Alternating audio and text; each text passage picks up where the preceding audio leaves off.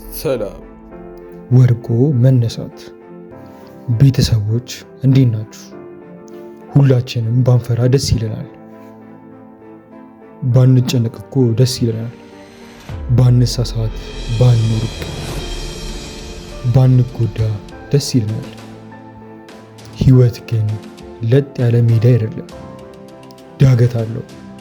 ፍርሃት ለከበበን፣ ጭንቀት ለያዘን፣ የምንጠብቃቸው ነገሮች በፈለግነው መንገድ አልሄድ ላለን ምንድነው ማድረግ ያለብን?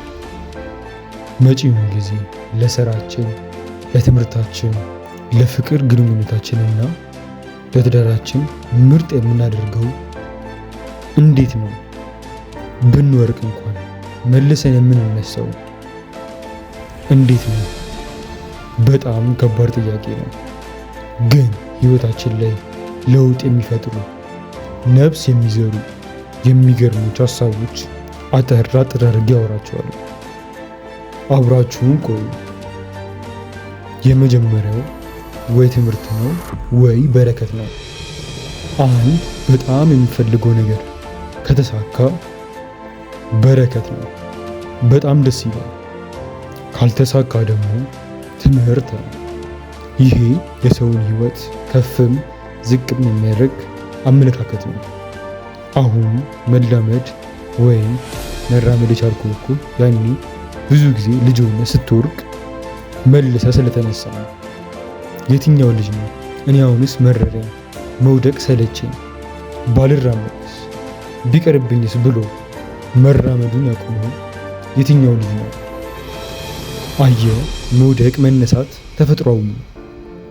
ማመን አለብህ። እንደውም ከትልቁ ስህተትህ ነው ትልቁን ትምህርት የምትማረው።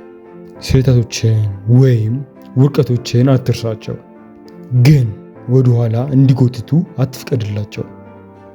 ከሁሉም በላይ ግን አንድ ነገር አትርሳ። በህይወት ምንም ነገር ከገጠመ ወይ ለበረከት ነው ወይ ደግሞ ለትምህርት ነው። ስህተትህን አትፍራ። ሁለተኛው ደግሞ ካልጠነከርክ ማንም አይፈልግህም።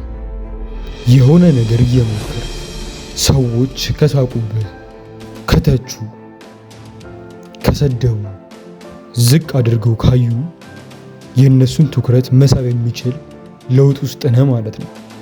አየህ፣ ስትሞክር አይን ውስጥ ትገባለህ። ሰዎች አርፎ የተቀመጠ ምንም የሚያደርግን ሰው ዞር ብሎ አያዩትም። አየህ፣ እየሞከርክ ስለሆነ ነው የተሳሳትከው። የተተቸኸው የሆነ ነገር እየጣርክ ስለሆነ ነው። አባባሉ የሞተን ውሻ ማንም እንደማይደበድብ እወቅ ይለናል። ፍቅረኛ ትልቅ ቦታ የምትሰጥ እሷ ብትኖርም ባትኖርም በራስ መቆም እንደምትችል ካሳየሃት ነው። አየሽ፣ በእነሱ ዙሪያ ያሉ ሰዎች ለእነሱ ጥገኛ እንደሆነች ካወቅሽ ወይም ካወቁ አያገቡሽም፣ ቦታ አይሰጡሽም። ያለ እነሱ መቆም እንደምትችይ በራስ መተማመን እንዳለሽ ካሳየሻቸው ግን ያከብሩሻል። ስራ ቦታ ላይ የትም ብትቀጠር ሰርቫይቭ ማድረግ እንደምችል መስራት እንደምችል ካሳያቸው ትልቅ ቦታ ይሰጠዋል። በዚህ ውስጥ ግን ትሳሳት ይሆናል፣ ትወርቅ ይሆናል። ነገሮች ባልጠበቃቸው መንገዶች ሊበላሹ ይችላሉ። እንደዛም ቢሆን ግን ብቻህን መቆም አትፍራ፣ መታገል አትፍራ። እንደዛ ከሆነ ግን ሺህ ጊዜ ብትወርቅ እንኳን መልሰህ ትነሳለህ። አትርሳ ወዳጄ፣ ካልጠነከርክ ማንም አይፈልግህም። ሶስተኛው ደግሞ ራስህ ላይ አተኩር ይባላል። ወርቀ መነሳት የምችለው ራስህ ላይ ካተኮርክ ነው። ብዙ ሰዎች ደስተኛ መሆን ያቃታቸው ትኩረታቸው ሌላ ሰው ላይ ወይም የሆነ ነገር ላይ ስለሆነ ነው። ሰውየው ቁልፍ ጠፍቶበት ቦግ አለ የመንገድ ማብራት ስር ጎንበስ ብሎ ይፈልጋል። ከዛ አንድ መንገደኛ መጥቶ አብሮት ማፋለግ ጀመረ። ትንሽ ቆይቶ መንገደኛው እኔ ምልህ ቁልፉን ግን እዚያ አካባቢ ነው የጣልከው ሲለው ሰውየው አይ አይደለም፣ እሱማ የጠፋብኝ እዛ ጨለማ ውስጥ ነው ግን ለመፈለግ የሚመቸው እዚህ ብርሃን ጋር ስለሆነ ነው አለው። ምስኪን ቁልፉ መቼም አያገኘው።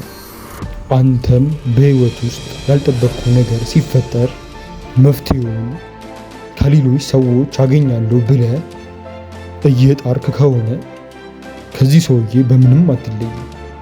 መፍትሄው ያለው አንተ ጋር ነው። የትም አትሂድ። የገጠመን ነገር ለመርሳት ከውጫዊ ነገሮች ጋር መባከኑን አቁም። ቁጭ ብለህ ከራስህ ጋር ተነጋገር። እንዲህ ተፈጥሯል፣ እንዲህ ሆኗል። ከራስህ ጋር የሆነ ነገር ማድረግ ልመድ ወይንም አድርገው። ሰዎችን፣ ነገሮችን መቀየር አልችልም በልና ተቀበል። መቀየር የምችለው ራሴን ነው በልና ራስህ ላይ አተኩር። ይህንን ጥፋት ደግሜ እንዳልሰራው ምንድነው ማድረግ ያለብኝ በልና ቁጭ ብለህ ራስህን ገምገም። ለምሳሌ ቢዝነስ ከሆነ የተበላሸብህ በስሜት ገብቼ በትንሽ መረጃ ተነሳስቼ ይሆናል የጀመርኩት በልና ራስህን ፈትሽ። ትምህርት ከሆነ ደግሞ ያጠናል ስንት ይሆናል። አየህ፣ ራስህ ላይ የምታተኩረው አብዛኛው ችግር በአንተ ምክንያት ስለሆነ አይደለም፣ ግን መቀየር የምትችለው ራስህን ብቻ ስለሆነ ነው። ያለህ አማራጭ እሱ ነው። ራስህ ላይ አተኩር። አራተኛው ደግሞ በከንቱ አትጨነቅ ይባላል። ከምናስባቸው ብዙ መጥፎና ጥሩ ሀሳቦች መካከል አብዛኞቹ እውነት አይሆኑም። እውነት ቢሆኑማ እንደዚህ ቁጭ ብለን ራሱ አናወራም ነበር እኮ። በከንቱ ነው የምንጨነቀው። እንደውም አንድ ፈላስፋ እንዲህ ብሎ ይጠይቃል። ችግር አለብህ ይለናል። አይ የለብኝም ካልከው አትጨነቃ ይልሃል። አዎ ችግር አለብኝ ካልከው ደግሞ እሺ ያንን ችግር ማስተካከል ትችላለህ ይልሃል። አዎ ማስተካከል እችላለሁ ካልከው አትጨነቃ ማስተካከል ከቻልክ። አይ ማስተካከል አልችልም ካልከው ደግሞ አሁንም አትጨነቅ፣ ምክንያቱም የማትቀይረውን ነገር ተቀበል ይለናል። ስለዚህ የምትቀይረውን ሳትጨነቅ ቀይረው፣ የማትቀይረውን ደግሞ ሳትጨነቅ ተቀበል። በከንቱ መጨነቅ አቁም ወዳጅ። አምስተኛው ደግሞ ወይም የመጨረሻው በእምነትህ ጠንክር ይባላል። እምነቱ ላይ ጠንካራ የሆነ ሰው አይፈተንም፣ አይወርቅም፣ አይሳሳትም ማለት አይደለም። ግን ቢወርቅ እንኳን እንደ አዲስ መልሶ መነሳት ይችላል። ጫናዎችን መቋቋም ይችላል። አንዳንዴ ከራስ አሳልፈ ለፈጣሪ የሚሰጣቸው ነገሮች ሊኖሩ ይገባል። ለምሳሌ የጓደኛ ቤት ሄዳ ልገባ ስትል ኃይለኛ ውሻ እየጮኸ ቢያስጨንቅ አላስገባ ቢለ ምንድን ነው የሚባለው? ስልክ ነው ትደውልለትና ለጓደኛ በር ላይ ቆም ውሻ እያስቸገረኝ ነው ውጣና አስገባኝ ትለዋለህ። ጓደኛ መጥቶ ሽፋን ሰጥቶ የውሻውን ጩኸት ዝም አስብሎ ያስገባሃል። የውሻው ጩኸት የዚህ ዓለም ችግር፣ የዚህ ዓለም ሐሳብ፣ የዚህ ዓለም ፈተና ነው። ጸጥ የሚያደርግልህ ደግሞ ፈጣሪ ነው። ለጓደኛ ደውለ እንደነገርከው ለፈጣሪም ንገረው። ችግሮችን ለፈጣሪም አሳልፈ ስጠው። እሱ ጸጥ የማያደርግ ችግሮች የሉም። አንዳንዴ አንተ የማትችለው ልትችለው ወይም ልትቋቋሙ የማትችለው ነገሮችን ለሱ ማስረከብ አለ። ብዙ ሰው ሃይማኖት አለው፣ እምነት ግን የለውም። ስለዚህ አብዝቶ በማይቀይረው ነገር ይጨነቃል።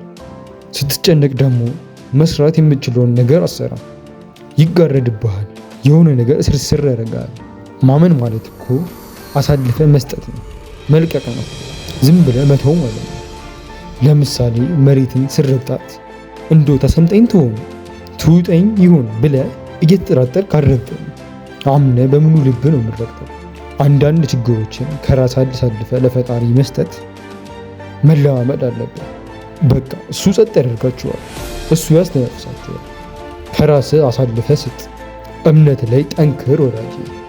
ወርቁ የሚነሳ ሰው እምነቱ መጠንከር አለበት። ቤተሰቦች እስካሁን ያወራነው ለእናንተ ታሪክ ነው ብዬ አስባለሁ። ለአዲስ ቻናል አዲስ የሆናችሁ ሰብስክራይብ በማድረግ እና አዳዲስ ቪዲዮ እንዲደርሳችሁ የደወል ምልክት መጫን እንዳይረሱ። እናመሰግናለን።